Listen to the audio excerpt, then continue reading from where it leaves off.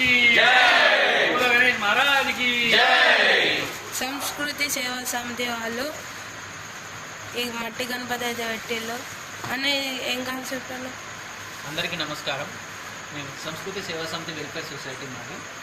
మేము గత 9 సంవత్సరాలుగా మట్టి వినాయకుడిని పూజిస్తున్నాము. ప్రతి వినాయక నవరాత్రులలో మట్టి గణపతిని పెట్టి పర్యావరణం కాపాడే విధంగా మా వంతు మేము పాత్ర పోషిస్తున్నాము. మేము కేవలం వినాయక చవితి మాత్రమే కాకుండా అనేక రకాలైన సేవా కార్యక్రమాలు కూడా చేస్తూ ఉంటాము. ఇందులో భాగంగా ఈసారి వినాయక నవరాత్రోత్సవాల భాగంగా ఈసారి మా గణపతి వచ్చేసి విద్యాశక్తి హరిత ప్రాణ గణపతి గణనాథుడు. ఇప్పుడే ఇక్కడ వచ్చేసరికి మన అమ్మవారు శక్తి స్వరూపం దుర్గాదేవి, అక్కడ మనకు సరస్వతి దేవి విద్యారూపం.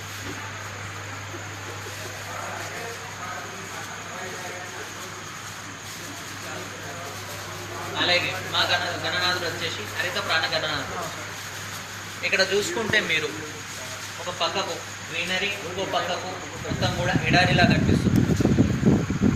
గ్రీనరీ ఏ విధంగా అంటే ఆ ప్రకృతిని కాపాడుతూ చెట్లను నరికి వేయకుండా పొల్యూషన్ని తక్కువ చేసుకుంటూ వస్తే ఈ విధంగా గ్రీనరీ ఉంటుంది. అందులో పచ్చదనంతో ఆనందమయంగా ఉంటుంది.